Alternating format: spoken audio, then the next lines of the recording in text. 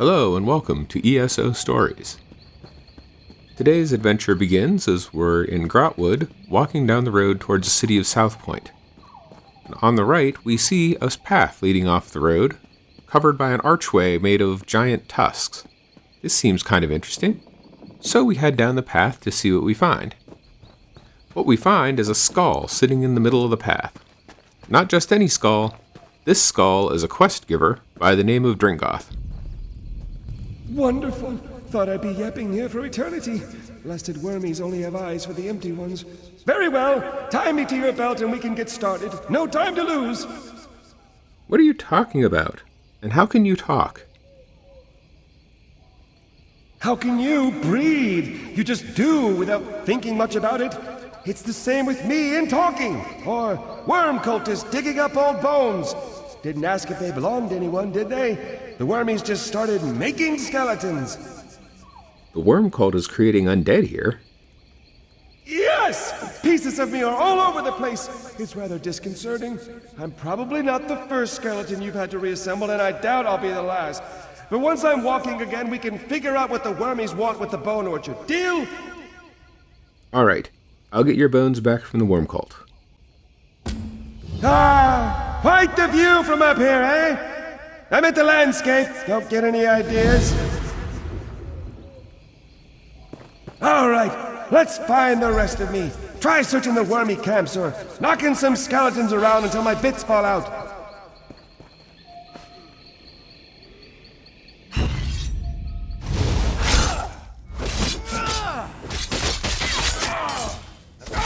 In order to retrieve Dringoth's bones, we could wander around attacking the random skeletons in the area. But it's more interesting if we go to the worm cult camp. There's one to the east of the path, entering the bone orchard, and there's one to the west of the path. Now, each of these camps has bags lying on the ground, full of bones, that will get a bunch of bones, and we'll also get a funny saying from Dringoth. Efficient little nitwits! Could be part of me in every skeleton here!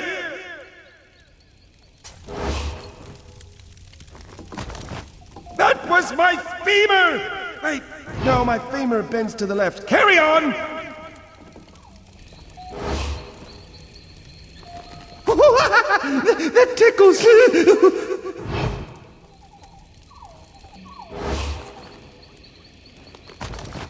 Look at all the dirt on my bones!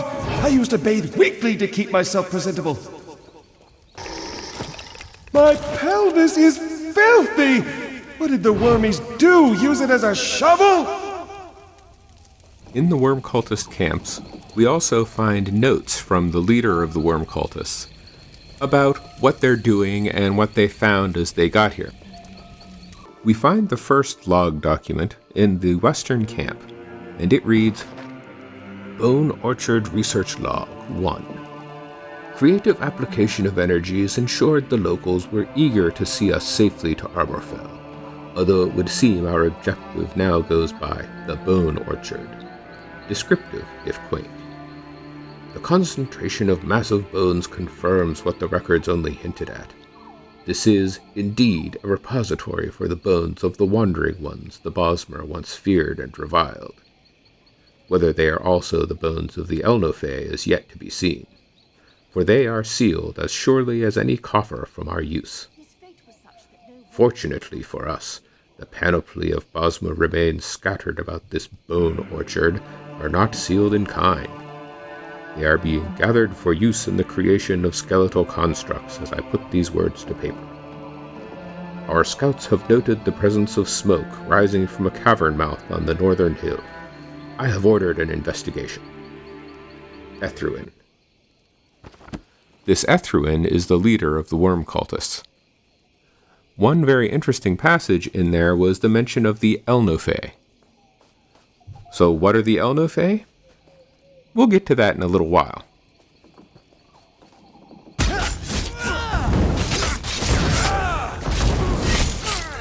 The second research log is in the eastern camp.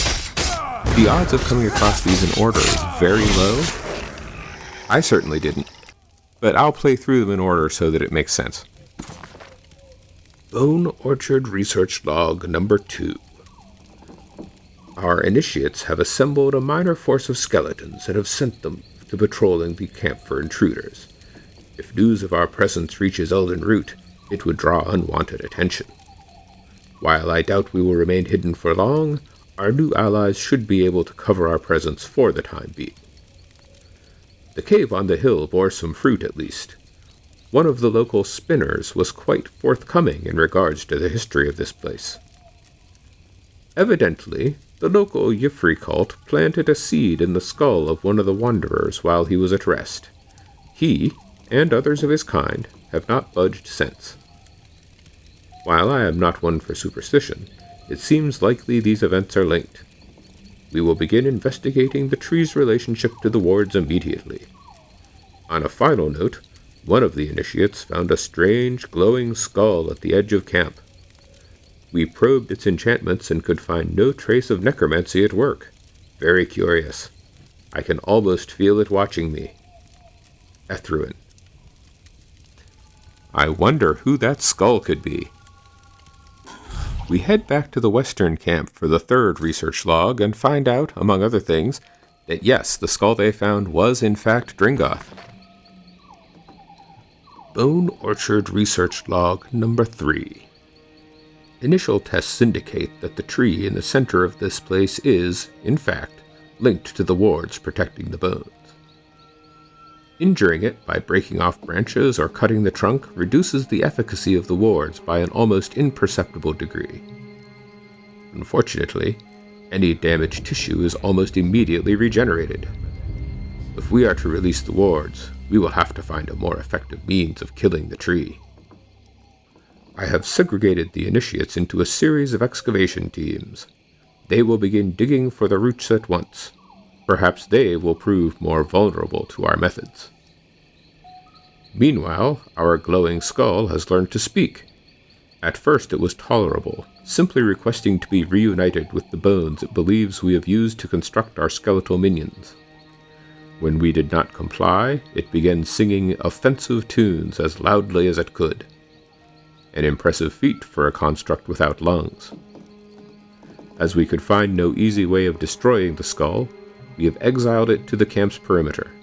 Perhaps if we leave it alone, it will return to its dormant state. Ethruin. Returning to the eastern camp, we find research log number 4. Bone Orchard Research Log Number 4. Located a root cluster today. Attempts to immolate, cut, or otherwise destroy it proved fruitless. We will have to find another way. Consulted with the spinner. She is reluctant to help, but knows to defy me is her death. Still, I do not believe she is aware of our purpose here. According to her histories, this great tree, as she calls it, is soundly rooted in the skull of one of the wandering ones. When its growth caused it to burst through the skull, a guardian was put in place to ward the roots from harm. This guardian has slept for many years, and the way to the skull's breach has been buried by ages of undergrowth and decayed foliage. Ethruin. The final research log is far away from the others. It is near an excavation site on the eastern edge of the Bone Orchard. We don't come across it for a while, but I'll cover it here just to keep things together. Bone Orchard Research Log Number 5. One of our excavation teams dug up an enormous skull. Unlike those on the surface, it practically glows with magicka. Its depth and placement make us hopeful that it is the guardian the spinner spoke of. Attempts are being made to awaken it, though the wards continue to make our efforts difficult. Some of my initiates are working on a way to damage a large portion of the tree at once. If our calculations are correct, this will weaken the wards enough to get a spell or two through. When this happens, I can only hope this skull is not so irritating as the last. Pilgrims from Coramount discovered us today. We assumed the guise of a Mages Guild expedition, and let them carry out their rites undisturbed. There was some question as to our use of skeletons. One of the pilgrims had heard of the guild ban on necromancy. but concerns were easily dispelled. I must write a treatise on necromancy and the Bosmer. Their people are not so perturbed as others by the sight of deceased relatives walking around performing menial tasks. Indeed, they experienced no small amount of pleasure seeing particularly lazy ancestors doing something constructive for a change. Perhaps it is the lack of flesh, though I suspect it has more to do with the Bosmeri sense of humor. Ethruin. Once we have all of his pieces, we can reassemble Dringoth and have a little chat. You have no idea how good this feels. To be whole again, and walk with my own 2 legs. To have legs at all. Oh, what's next? Next? Oh, you mean the wormies. Can't leave them here, digging up bones that dig up bones? Do you know why they're digging? No idea. That's why we'll need to investigate, yes? That's the thing for us. Investigations all around. Their biggest dig site is nearby. Hard to miss it, really. Unless you're one to miss a hole in the ground. All right, let's go. Charging off like filled and near blood drunk, eh? Don't expect me to lend a hand. Perhaps a rib will do? Point it at any wormy skeleton and I'll have it fighting at your side. No, it's no trouble. You can thank me later. Onward to the dig site. Now, this is a very useful thing. As he said, Dringoth's rib lets you turn a skeleton into an ally. And then when your combat ends, that skeleton just dies. So if there's a single skeleton, you can use the rib on it, and it will just explode. Now, it can only be used every so often. There seems to be a 30-second or so, maybe a minute delay between times using it, so you can't just go bam, bam, bam, bam, and kill skeletons. But it's nice to be able to turn one of them to your side. Following the quest marker, we soon find a large pit dug into the ground to the east of the Bone Archer. In that pit, we see parts of a skeleton that look like, but aren't, a dragon. But they do seem to be an old friend of Dringoth's. Gora, dear! Gora, dear, what have they done? What does it look like? They dug up my barrow. What? Why? Wouldn't stop asking about the roots. The roots? Why would they care about the... Oh, no. Told them they were asking for trouble. But did they listen? Went right to the barrow bar. Idiots. Hey, friend, listen, we have a problem. The wormies must be here for what's under the barrow bow. With enough of the little skeletons, they'll be able to dig up the big ones. I knew I shouldn't have said anything to that Ethruin fellow. Who? What did you tell him? The wormy leader. Told him he'd have no use for the big bones in the ground with the barrow bow to keep them sleeping. But if he digs up the barrow bow's roots, he'll kill it. Then he can build giant wormy skeletons to stomp around. Well, how can we stop him? There are others like Goradir sleeping beneath the barrow bow. If they knew what the wormies wanted, they'd help. But we can't get there without Spinner Amariel's help. And she's not too happy with me. Where can we find Spinner Amariel? She's up on the ridge overlooking the bone orchard. Maybe I shouldn't go with you. No, that's silly. I'm sure she'll be happy to see me. But just to be prudent, I'll let you do the talking. But we're not quite finished talking to Dringoth yet. When Spinner Amariel sees me, she'll be surprised. Hopefully not enough to scatter me across the bone orchard. Again. It'll be fine. What's so special about the barrow bow? What's so special about a great tree the size of a sailing ship, sealing the old bones beneath it in eternal slumber? Not much beyond all that, I suppose. Why were the bones sealed? To keep people out, why else? Spirits hate disturbances, and to keep the bones from wandering away. The barrow bow grew around the oldest skull in the ground, you know. I didn't see a skull. The big hill in the center of the orchard? Well, Suppose it doesn't look much like a skull now. Been buried too long. Whose skull is it? Ha! Oh, most think it belongs to the god Ifri. His death made the bones of the earth, or so it goes. Depends on who tells the story. Is it really Ifri's skull? Oh, no, of course not. Nobody that important. Whose skull is it then? I don't know. Yes, it's left me completely. Wait, did you hear that? Could have sworn it was a wormy. Oh, must have been my imagination. What can you tell me about Spinner Amariel? Brilliant young woman. Keeps records of all the bones buried here, big and small alike. Every dead elf in the ground is important enough for her to track. Suppose it's why she was annoyed with me for inhabiting these elf bones instead of my own. Whose bones do you inhabit? No idea! Some dead elf from another era. Probably won a war, lost a war, or refused to fight in a war. You know how it goes with these things.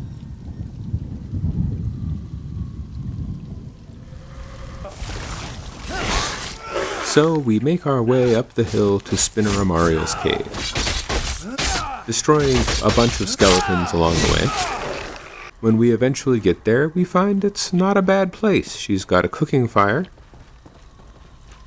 and next to the fire there is a book called Last of the Old Bones. Last of the Old Bones. Many years before your time, and many well before mine, great creatures walked the surface of Nirn. Where they came from, none could say. After a time, they faded and vanished, all gone away to the lost corners of the world, all save one. A great beast made entirely of bones did burrow a writhing path through the ground, named the Destroyer by those who survived its passage. Though none could say where it went or what drove it, all knew the barren swaths of land in its wake. It is said the Destroyer's coming could be felt as a quailing of the sod a full day before its arrival. When it arrived in a place, the great beast would writhe about, shattering walls and toppling buildings. Cliffs would turn to slurry in the great quakes brought by its pursuit, and many a pod home burst beneath its bones. It did so until it found men or mer who could answer its question, for the Destroyer would always question its victims. The oldest accounts of these questions were variations on, "Where can I find the old bones?" The canniest of those asked would point in a direction deemed most expediently away from, and least destructive to, their remaining homes. As the Destroyer searched, evidently in vain, its questions changed. As it neared the end of its rampage, it was known to ask, "May I sleep here? It has been so long since I slept." The only one known to answer yes to this question was the tree thane of Falinesti, the walking city. Knowing Falinesti would soon move on from where it wintered in South Point, she convinced the Destroyer to sleep in the boughs of Arborfell, an orchard known for its abundance of bats. There, the Yifri priesthood planted a blessed seed in the skull of the great beast as it slept. This seed soon grew into a sapling, the sapling into a great tree, and the great tree into the barrow bough. The bones have not stirred since. In the ages following the Destroyer's final rest, ancient bones have sometimes been unearthed throughout Valenwood. Though silent, these remains are brought to Arborfell, now the Bone Orchard, in hopes that they will always remain so. This tradition has spread throughout Valenwood. Bosmer far and wide have taken to burying the bones of their loved ones in the shade of the barrow bough. Here they believe Ifri will grant his blessing, a final sleep for the lost. The rest of Spinner Amariel's cave has a few items of note. There are a couple of food items near the fire that are also set to own. There is sometimes a chest to the left-hand side of the entrance, which you'll have to pick, but it's not set to own. And there's a bookshelf with a book that will give you a bonus to heavy armor forging. But the most important thing, of course, is Spinner Amariel herself. Why did you let Dringoth talk you into this? Do you know how much trouble he's brought to the Bone Orchard? My apologies. His very presence wears at my manners. What do you need? Worm cultists took over the bone orchard. Yes, their leader threw and made vague threats about me remaining inside. He's attempting to raise the old bones beneath the Barrow, but there's no way he'll do that before Eldenroot sends a patrol, so I'm staying put. They already dug up Gorodir. Dug up? But that would take weeks. How do they manage? They're raising an army of skeletons. Why? Those old bones are useless to them. The Barrow shields them from necromancy. But if they can dig up the Barrow's roots... Oh no. They plan to turn the old bones into an army! We need to wake the old bones before the worm cult does. Here, this is Niranon's horn. Head beneath the Barrow and sound the horn before the gate. It's the only way inside, unless you want to help the worm cult with their digging. And don't let Dringoth sneak off with that horn. Going to the center of the bone orchard, you can work your way around the hill until you find the entrance to the Barrow, killing skeletons all the way.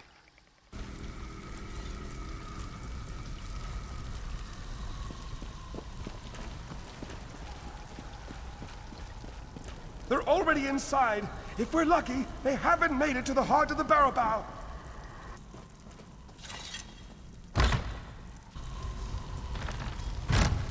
Once you're inside, there's a door to the left that can't be opened from this side, so we won't bother even approaching it, and a passageway on the right.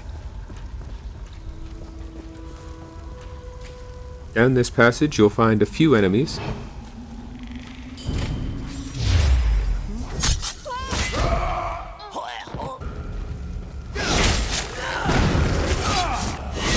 Once you've taken care of those enemies, there is a pedestal on the side labeled Destroyer's Rest. Herein lie beneath the soil Destroyer's bones, no more to toil beneath the starry skies above, or rend us from our heartfelt love. For many years the bones brought fear to little elves both far and near. But when Destroyer took its rest, a seed we laid within its breast. In time we hope its roots grow deep, and neath the soil will come to keep Destroyer's body here interred, for many years till spoken word forgets his name and brings us peace, as only time shall slay this beast.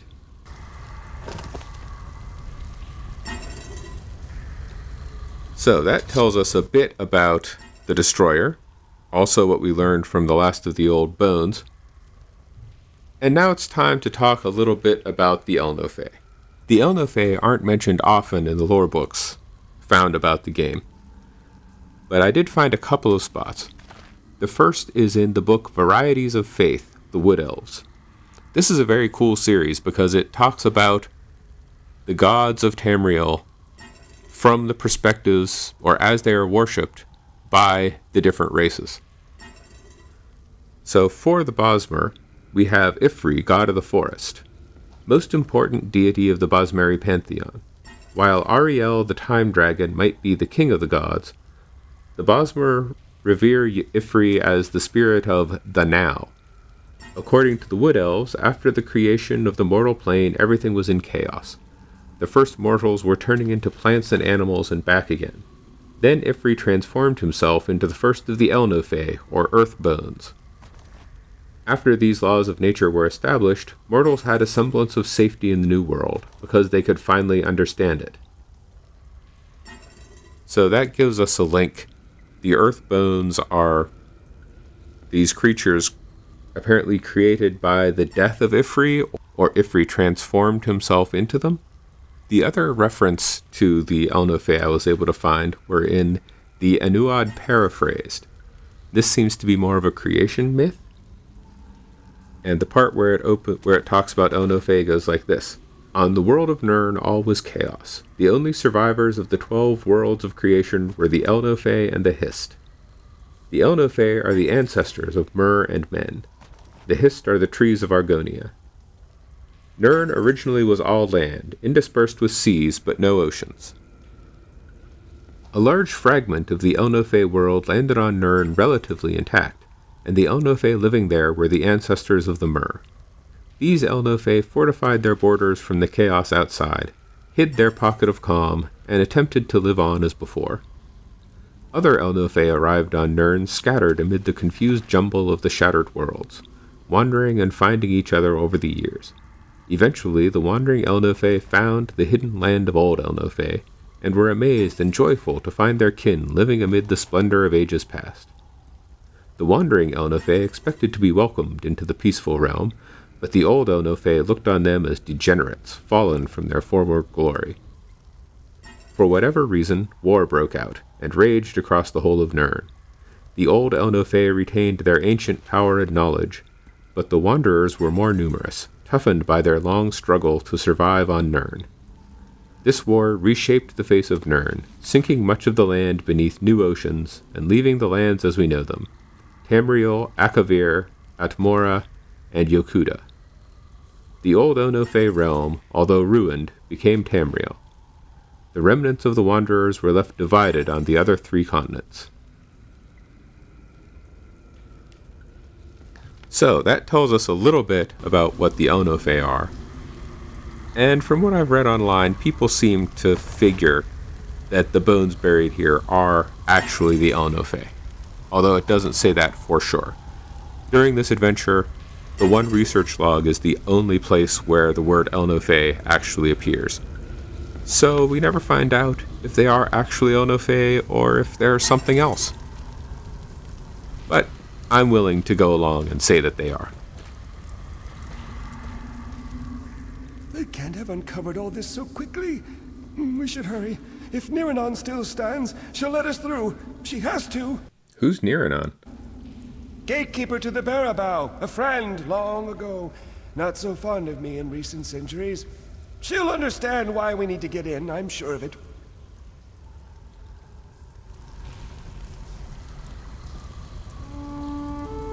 Who disturbs the heart of the Barrowbow? Niranon, enough with the theatrics! You need to let us in! Dringoth, what are you doing here? Who is with you? And why are there intruders in the roots of the Barrowbow? Dringoth, what have you done? Nothing, I'm trying to help! Once again you bring us suffering. Banishment is too good for you this time. She's awfully quick to blame all of this on Dringoth, but I think maybe he's given them cause to not trust him. Dringoth, what have you done? They certainly don't seem to be happy to see him, though. What will you make us lose this time, Dringoth?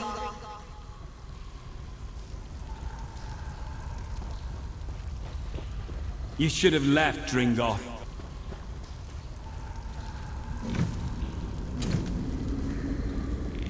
Ulfras will not forgive you again.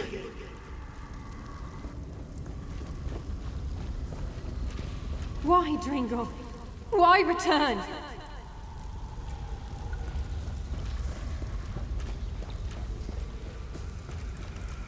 Dringoth, you were banished, yet you dare return? Ulfras, listen to me! We're in danger! Necromancers are trying to kill the Barrowbow!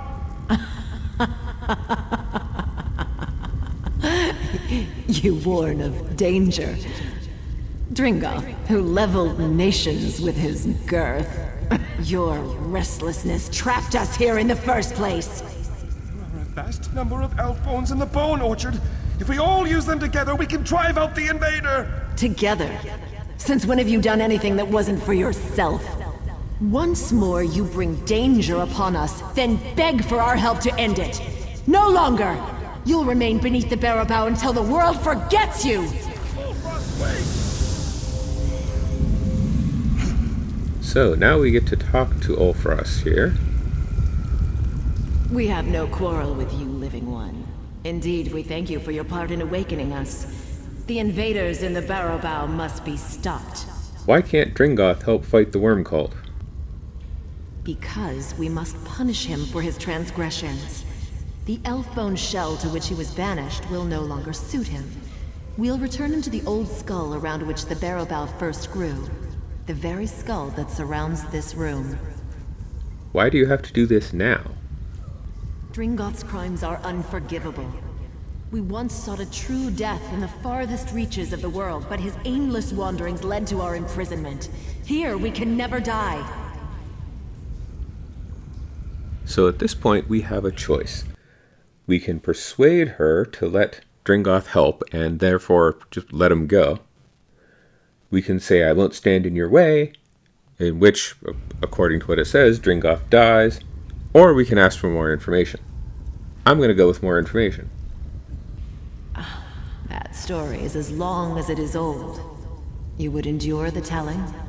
Yes. In days long past, our old bones longed for the sun's sweet kiss, for friends we knew in life. But our restless wanderings caused untold suffering. We went far away to be forgotten by the world, to die. But Dringoth continued to wander, to destroy. Why? He couldn't bear to stay in one place for long. Yet while he fixed his gaze upon the horizon, he forgot to watch the ground. Whole cities crumbled beneath him. Amidst this devastation, the Wood Elves of Fallen Estes saw his wanderlust for what it was. What did they do? They invited him to join the travels of their walking city. His elation gave them time to ensorcel him into slumber. Unaware, he laid down to sleep. They buried him and planted a seed in his skull. In time, it became the Barrowbow. If his bones slept, why do you hate him? The Wood Elves of Fallen Estes feared our fading bones would wander, so they sought us out and carried us to the Bone Orchard. Here, they interred us beneath shrines to Ifrei, ensuring we would never be forgotten. Because of this, none of us can die. Did Dringoth ask them to seek you out? No. In telling the story, we see he did not. But his wanderings led to great destruction, and his selfishness led our bones to this prison. He afflicted us with the doom of endlessness, and for this crime, he cannot be forgiven. So, we've got three choices. We can persuade, which, if you have the Mage's Guild persuasion ability, we can have them just let him go. We can say he deserves exile, which means he lives, or we can say he deserves punishment, in which case he dies. First, we'll try Dringoth dies. Dringoth, we shall return you to the bones that bore you in life. May you sleep and forget yourself in time. No! Not! The worm cult approaches. Come, outsider, help us to throw them back. Or we could convince him that Dringoth should be exiled. Perhaps we were too hasty. Very well. Because Dringoth broke his exile only to warn us of so great a threat, we'll allow him to leave us in peace, but only if he aids us in driving out the invaders.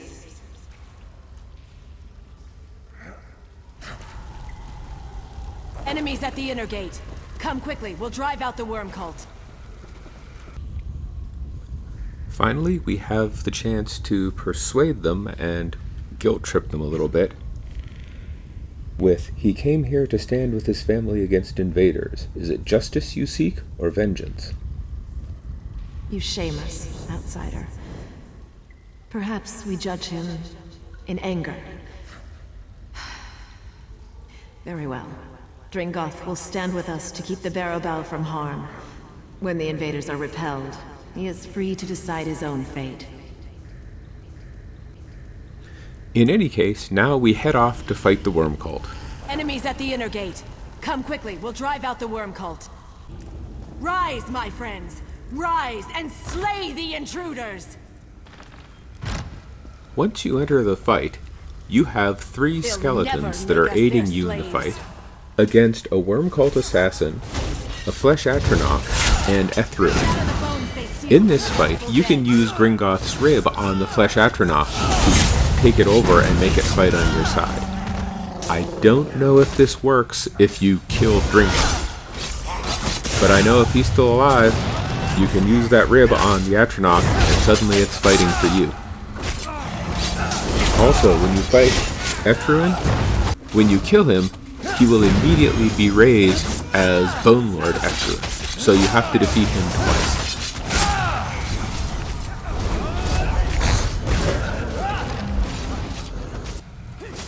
Return them to the dust!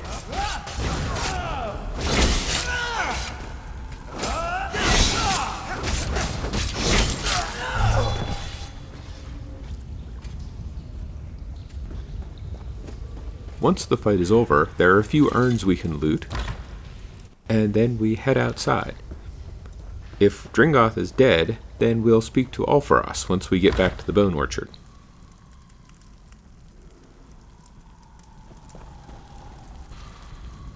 A heated battle. Haven't felt its like in ages. With luck, the invaders will crawl away from this place and leave us to our slumber. Is that the last of them? For now. These necromancers seem slow to learn and deserve everything we give them. At this point, I canceled the quest and started over so that we can see the other endings.